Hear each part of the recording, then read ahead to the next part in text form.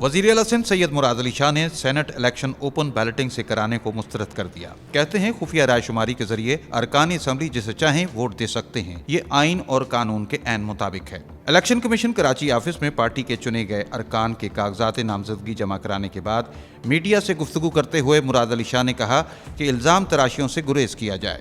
मेरा ख्याल है आई टेक स्ट्रॉन्ग एक्सेप्शन कि आप पॉलिटिशियंस को, इलेक्टेड मेंबर्स को ये कहते हैं वोट देना जिस तरफ दे उनका हक है, सिवाय चीफ मिनिस्टर, प्राइम मिनिस्टर और फाइनेंस बिल और आपकी जो नेशनल असेंबली और सेनेट में जो अमेंडमेंट होती है, नहीं अमेंडमेंट होती है जो कॉन्स्टिट्यूशनल अमेंडमेंट, सिर्फ उसमें पाबंदी है, उसमें अगर कोई वोट ना दे तो वो गलत है।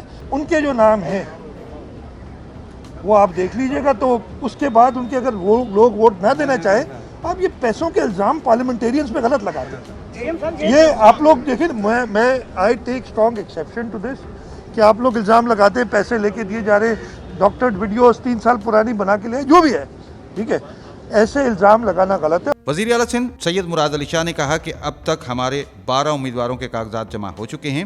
इलेक्शन कमीशन का काम है कि वो आइन और कानून के तहत इंतखाब कराए।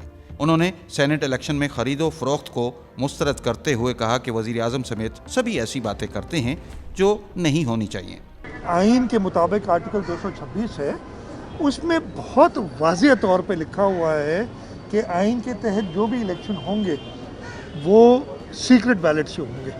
आइन, अगर मैं ये नहीं कह रहा कि ओपन होने चाहिए, सीक्रेट होने चाहिए, वो एक अलग बात होगी, उसके लिए एक आइनी तरमीम की ज़रूरत है, उसके बगैर नहीं हो सकते। मुझे पूरा यकीन है कि अदालत उज़्मा इस बात का पूरा ख्याल रखेगी कि आइन के मुताबिक फ़ैसला करेगी और बैलेट जैसे इलेक्शन है वो सीक्रेट बैलेट भी होंगे अगर आइन चेंज नहीं होता तो।